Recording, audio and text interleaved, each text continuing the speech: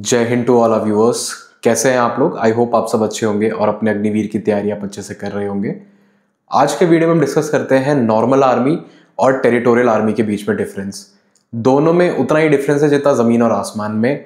और कई सारे बच्चे हमसे पूछ रहे हैं कि अगर टीए की भर्ती आती है और नॉर्मल भर्ती आती है तो इसमें से हम किसके लिए ऑप्ट करें।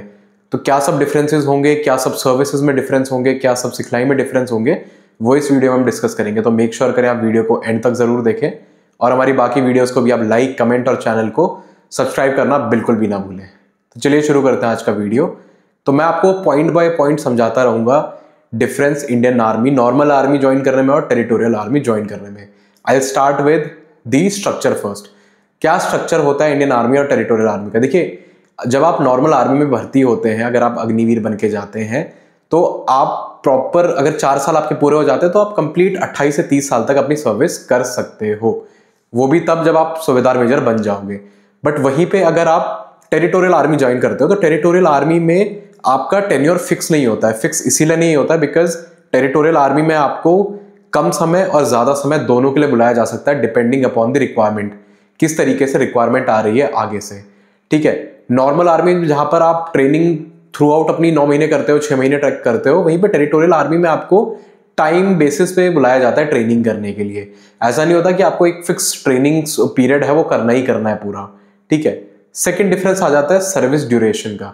देखिए, ये अपने आप में बहुत इंपॉर्टेंट पॉइंटर है बिकॉज सर्विस ड्यूरेशन मैटर करती है आपके अलाउंसेस, आपके जो फाइनेंशियल्स बनेंगे उन सब चीजों में। अब जो नॉर्मल भर्ती होते हैं, मैंने आपको पहले ही बताया, वो 28 से 30 साल तक अगर आप अग्निवीर में कंफर्म हो जाते हो तो आप अपनी सर्विस करोगे।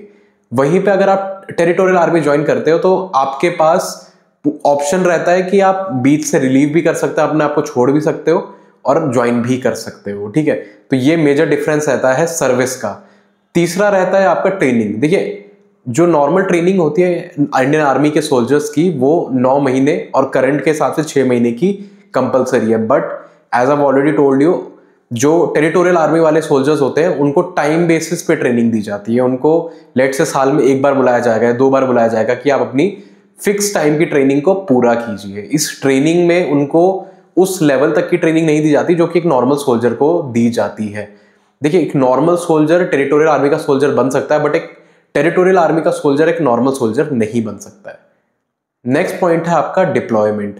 देखिए, डिप्लॉयमेंट जो टेरिटोरियल आर्मी के सोल्जर की होगी वो अगेन रिक्वायरमेंट बेसिस पे होगी। वैसे बहुत कम चांसेस होते हैं कि टेरिटोरियल आर्मी वालों की डिप्लॉयमेंट ऐसी जगहों पे करी जाए जहां पे कि बहुत ज्यादा टेंस सिचुएशंस हो, जैसे कि बॉर्डर एरियाज पे। वहां पे टेरिटोरियल आर्मी वालों की ज्यादा जरूरत होती नहीं है, ज्यादा के ऑलमोस्ट ना के बराबर जरूरत होती है। टेरिटोरियल आर्मी वाले मेजरली अपनी सर्विस पीस जोन्स में ही देती है। और जहां तक बात है नॉर्मल इंडियन आर्मी सोल्जर्स की, वो अपनी जो डिप्लॉयमेंट होती है वो peace zone and war zone दोनों में करते हैं। तो ये मेजर डिफरेंस हो जाता है डिप्लॉयमेंट का। और जहां पे डिप्लॉयमेंट की बात आती है वहां पे फिर एक्सपर्टीज की बात भी आ जाती है। जो सोल्जर वॉर जोन में भी और पीस जोन दोनों में अपनी सर्विस दे चुका है उसको ज्यादा एक्सपोजर होगा चीजों को लेके कंपेयर टू एक सोल्जर जो कि खाली पीस जोन पे ही अपनी सर्विस करता है। Now last but not the least है आपका करियर ऑप्शंस। देखिए, इंडियन आर्मी जो full time end to end soldier अपना पूरा 30 साल सर्विस करता है उसके पास अच्छा खासा ट्रैक रिकॉर्ड होता है, प्रूवन ट्रैक रिकॉर्ड होता है और वो रिटायरमेंट के बाद भी एक सिक्योर करियर अपने लिए सोच सकता है। बट वहीं अगर मैं बात करूं टेरिटोरियल आर्मी के अफसर्स की तो उनके पास कायदे से दिखाने को तो होता है कि हम लोग अफसर्स हैं, बट उसकी उतनी वैल्यू नहीं होती है। ऑल्दो उनको अलाउंसेस भी उतने ही मिलते हैं जितने आर्मी नॉर्मल आर्मी वालों को मिलते हैं, बट उसमें कुछ पॉइंटर्स होते हैं, ऐसे कुछ ऐसी शर्तें होती है जो उनको भी माननी पड़ती है। Same goes for pension as well. Pension में भी उनको फुल पेंशन मिलने का प्रावधान है बट कुछ शर्तों के ऊपर, उन शर्तों को उनको मानना पड़ता है। अगर वो उन शर्तों को नहीं मानते हैं तो उनको पेंशन नहीं मिलती है। और जहां तक हमें पता है, हमारी नॉलेज है, ये शर्तें जो होती है वो होती है आपका टेन्योर के ऊपर काटने के ऊपर। ठीक है, जो कि टेरिटोरियल आर्मी वाले वैसे ही नहीं दे पाते। देखिए, एक पर्सन टेरिटोरियल आर्मी ज्वाइन ही क्यों करता है? वो तभी इसीलिए टेरिटोरियल आर्मी ज्वाइन करता है बिकॉज उसको अपना कॉर्पोरेट लाइफ और आर्मी लाइफ साथ में जीनी होती है, राइट? तो कॉर्पोरेट से आप अगर एग्जिट लेते हो तो आपके पास फिर खाली आर्मी का ही ऑप्शन बचता है। और टेरिटोरियल आर्मी का प्रावधान ये कहता है कि आप 365 डेज हमारे पास नहीं रह सकते हो। तो इस वजह से करियर जो अपॉर्चुनिटी होती है उसमें बहुत डिफरेंस आ जाता है।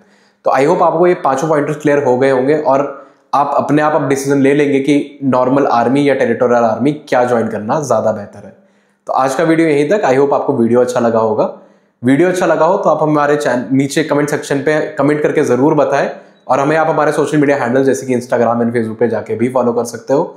वहाँ भी हम आपको सेम नाम अग्निवीर ऑनलाइन से मिलेंगे। तो अभी जाइए, फॉलो कीजिए और ऐसे प्यार देते रहिए। जय हिंद।